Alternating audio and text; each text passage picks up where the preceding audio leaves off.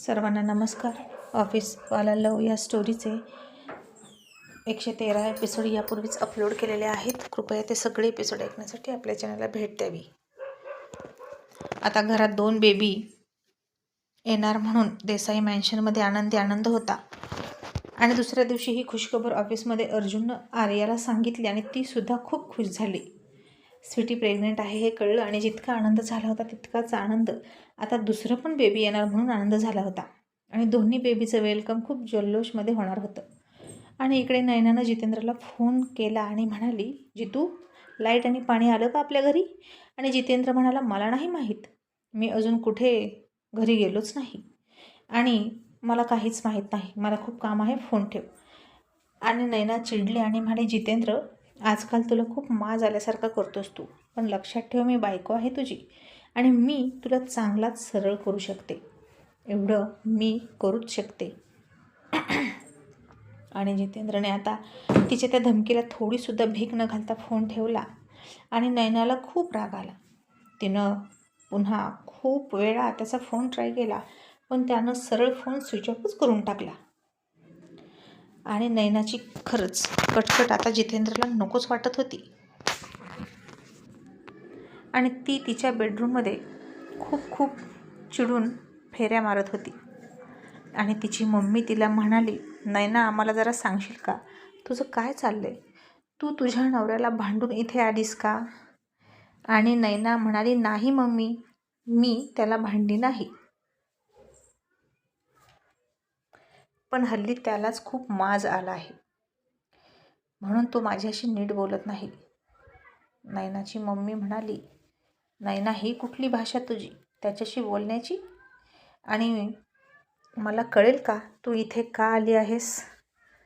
आणि नयना ओरडून म्हणाली, हवा पाणी नाही त्या घरात, गरम होतंय खूप, प्यायला थंड पाणी नाही, अशा घरात तुम्ही माझं लग्न करून दिलं आहे आणि तुम्हाला काय वाटतं मी तिथं गरमीमध्ये मरू का?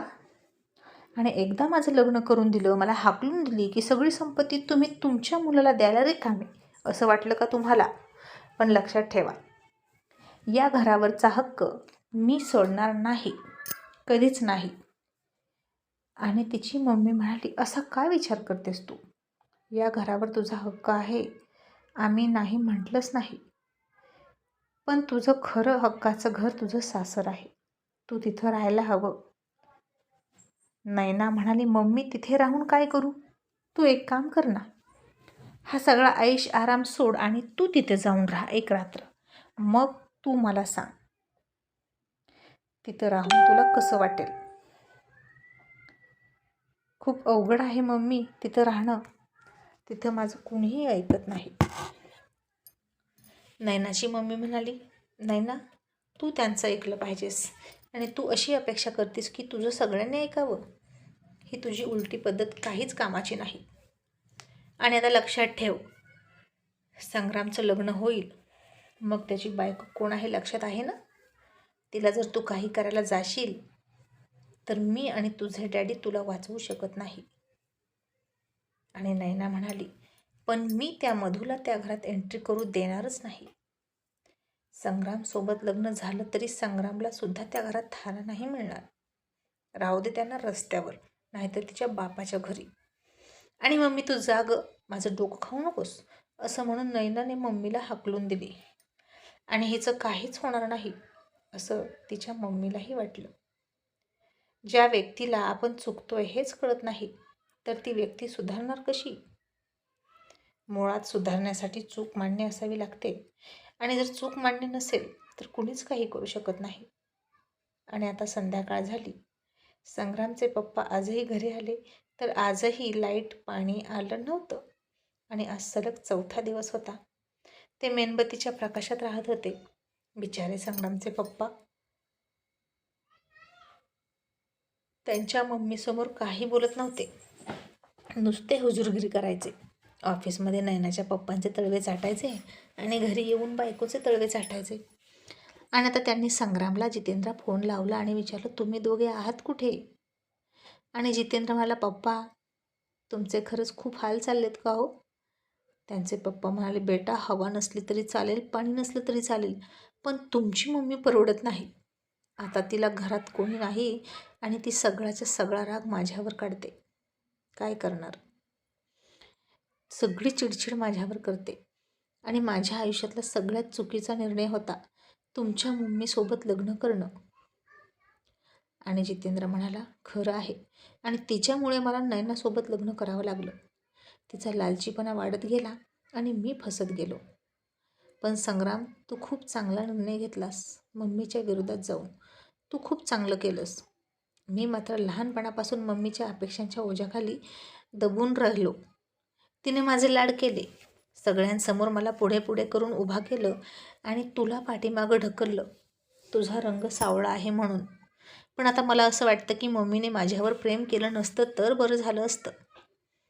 कारण हे प्रेम स्वार्थापोटी आहे हे कळतंय आता. आणि संग्राम म्हणाला, पप्पा तुम्हाला पत्ता देऊ का? तुम्ही पण या, आमच्यासोबत रूम शेअर करा. आणि संग्रामचे पप्पा म्हणाले, संग्राम बेटा पटकन पत्ता दे, मी येतोय. संग्रामनं सुद्धा पप्पाला बोलवलं आणि संग्रामचे पप्पा मी आलोच असं म्हणून जे गेले ते रात्रभर घरी आले नाहीत. त्याची मम्मी एकटीच बसली. आता ती फोनही करू शकत नव्हती कारण फोनला चार्जिंग नव्हती. शेजारी अजिबात चांगले संबंध ठेवले नव्हते तिनं, त्यामुळे तिचे हाल चालले होते. पण तरीही त्या मूर्ख बाईला कळत नव्हतं की हे सगळं का होतंय. आपण कोणाला तरी रागाला घालवलंय आणि तो कोपला आहे आपल्यावर हे तिला कळेना. आ बैल मुझे मार असा प्रकार झाला होता तिचा. आणि आता मधू आणि संग्राम दोघांच्या लग्नाची शॉपिंगसुद्धा झाली. हॉटेल ठरवलं आणि सगळेच्या सगळे फंक्शन लग्नाच्या 3 दिवस आधीपासून सुरू होणार होते. हॉटेलवरच सुरू होणार होते. अर्जुन आणि आर्यननं सगळी सेटिंग लावली होती आणि बिचारा अतुल ऑफिस सांभाळत बसला होता. त्याला तर त्याच्याच मुलीच्या लग्नात काहीच काम नव्हतं आणि त्याला त्यातच आनंद होता. अर्जुन आर्यन मात्र मधूच्या लग्नासाठी खूप धावपळ करत होते. तिच्यासाठी डोली वगैरे सजणार होती. आणि जसजसा लग्नाचा दिवस जवळ येत होता तसतसं नेहाचं आणि अतुलचं मन जड होत होतं. शेवटी मुलगी होती ती त्यांची. कितीही जवळ राहणार असली तरी ती परक्याचं धन असतं आणि मधू परकी होणार ही फिलिंग सतत यायची. लग्नानंतर आता तिच्यावर दुसऱ्याच कुणाचा तरी हक्क असणार होता. तिच्या प्रायोरिटी बदलणार होत्या. आणि सगळ्यात मोठी गोष्ट म्हणजे तिचं सासर. नयना आणि तिची सासू खूप विचित्रच बायका. मग नेहा म्हणाली, अतुल कसं होईल रे आपल्या मधूचं तिथं? मी तर तिचं घरही बघितलं नाही. तन्वी मॅडम बघून आल्या इतकंच काय ते. अतुल म्हणाला, नेहा मग तुला विश्वास नाही का तन्वी मॅडमवर? हे बघ नेहा, आता मधू त्यांची मुलगी आहे आणि तिच्या बाबतीत जे काही त्यांनी ठरवले ते चांगलंच आहे. अर्जुन सर आणि तन्वी मॅडम घेतील तो निर्णय आपल्याला मान्य करावा लागेल. आणि तुला माहीत आहे ना, तेच तिचं कन्यादान करणार आहेत. लक्षात ठेव, नाहीतर ऐन टायमाला तू काहीतरी बोलशील. नेहा म्हणाली, मी का बोलेल? आणि मला तरी यातच आनंद आहे की पहिल्यांदाच त्या दोघांनी आपल्याकडे काहीतरी मागितलं. नाहीतर नेहमी न मागता आपल्याला देतच असतात, मागत मात्र काहीच नाहीत. आणि अतुल हसला आणि म्हणाला, अर्जुन सर आणि मागणार? वाट बघ. अगं धमकी दिली मला त्यानं. आणि तू लग्नात यायचं नाही, पाहुण्यासारखं यायचं असं म्हणून त्यांनी माझ्याकडून कन्यादानाचा हक्क हिसकावूनच घेतला. नेहा हसली आणि म्हणाली, मग घेऊ दे की. फ्रेंड्समध्ये एवढं चालतं आणि त्यांचा हक्क आहे तुझ्याकडून काहीही हिसकावून घ्यायचा. मग घेतलं तर घेऊ दे.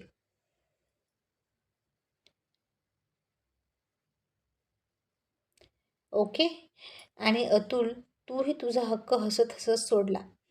आणि हे दान करणारा सुद्धा खूप मोठ्या मनाचा लागतो आणि तू खूप मोठ्या मनाचा आहेस हे कळालंय मला.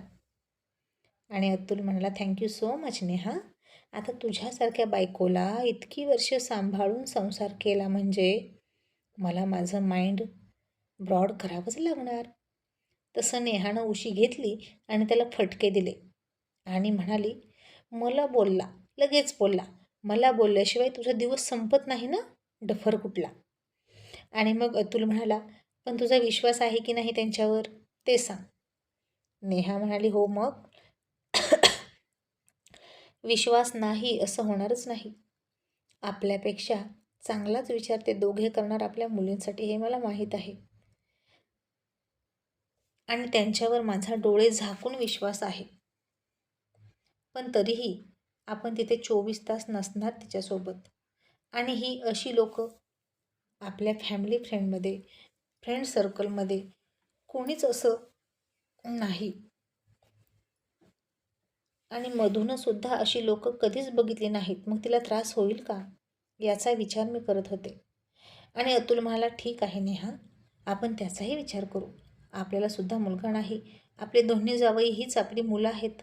पिहू आरव त्यांचा सुखाचा संसार सुरू आहे. आणि आता पिहू तर इथं येणं शक्य नाही.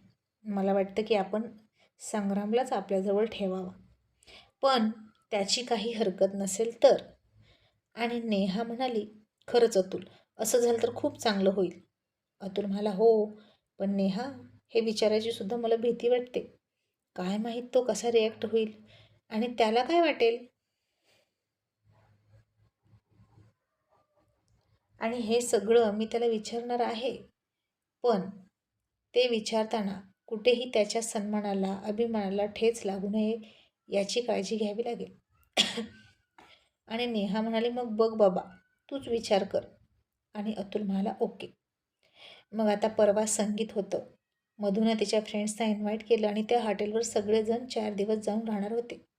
आणि संग्रामला फक्त या हॉटेलमधून त्या हॉटेलमध्ये जायचं होतं. त्याचं नशीब इतकं चांगलं होतं की फक्त मुलगा आणि नारळ इतकीच काय ती अपेक्षा होती अतुलची, असं म्हणावं लागेल. आणि आता इकडे साऊथमध्ये परी ऋषीला म्हणाली, ऋषी, आपण कधी जायचं मुंबईमध्ये? मधूचं लग्न आहे.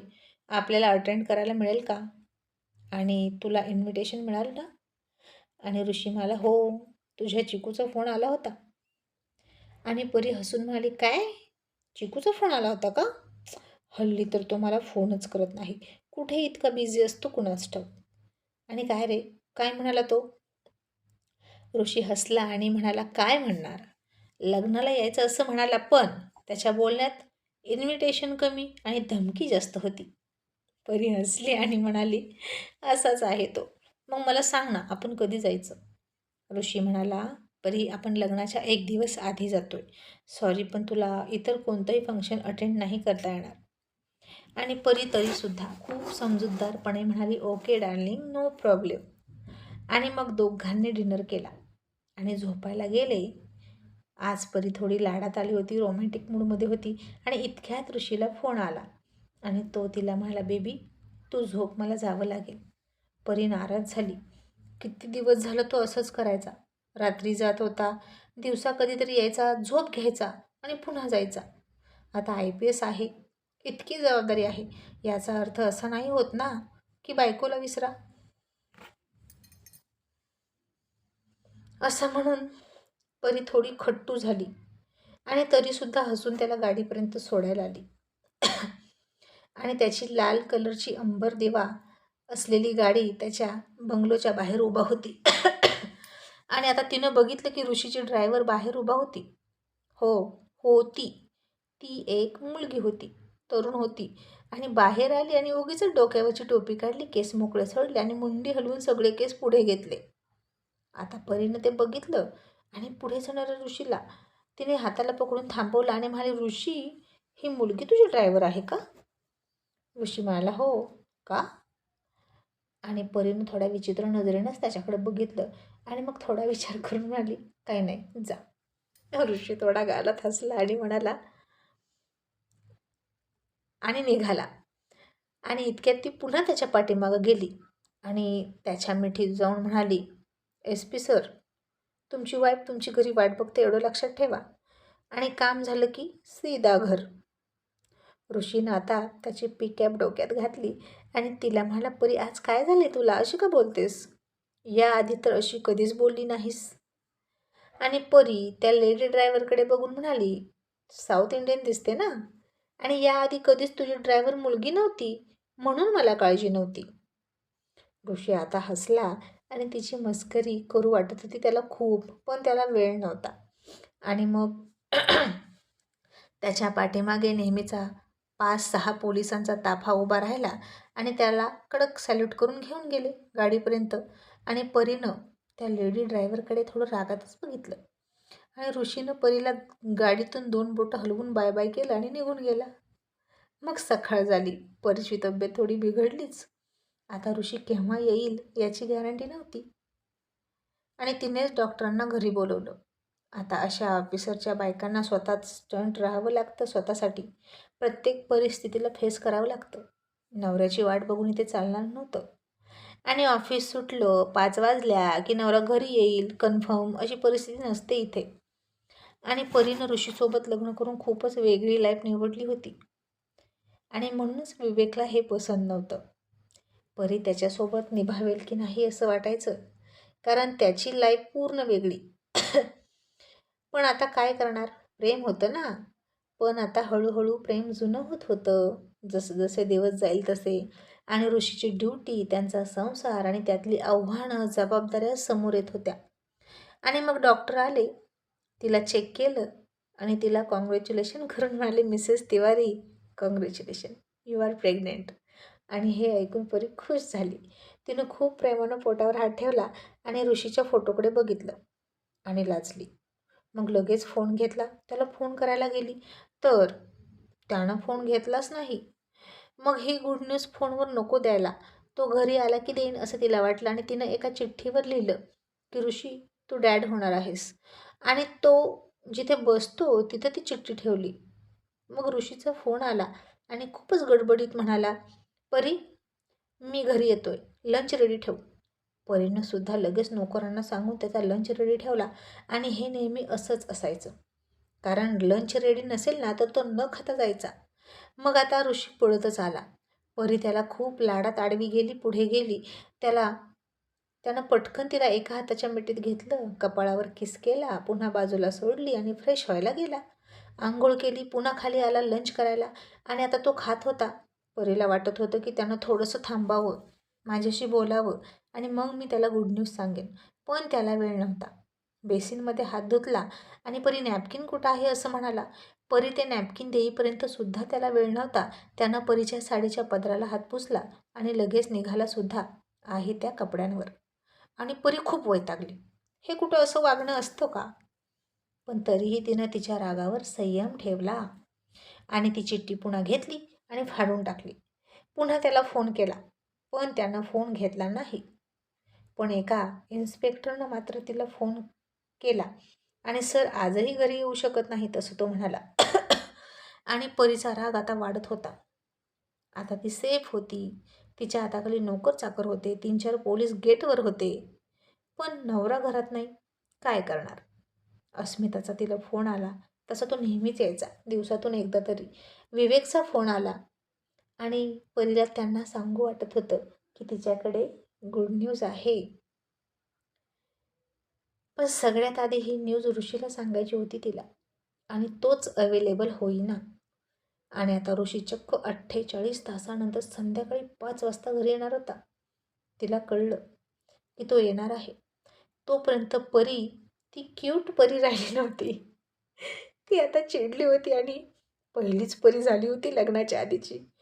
तीही प्रेग्नेंट होती आता आणि तिचेही मूड स्विंग होत होते. IPS ऑफिसर ऋषी राघव तिवारी आता त्यांच्या कडक युनिफॉर्म घातलेल्या अवस्थेत 5-6 इन्स्पेक्टरचा नेहमीचा ताफा त्यांच्या मागे होता आणि त्यांच्या कडक चालीमध्ये खूप रुबाबात. जसे घरात एंट्री करणार त्यांच्या फौजफाट्यासह, तसा ड्रेसिंग टेबलवरची परफ्यूमची बाटली आली ऋषीच्या अंगावर पडली. पुन्हा पाठीमागून पावडरचा डबा आला, कंगवा आला, फ्लॉवर पॉट आला. अँड ओ माय गॉड, हे काय आहे हे कोणालाच कळेना.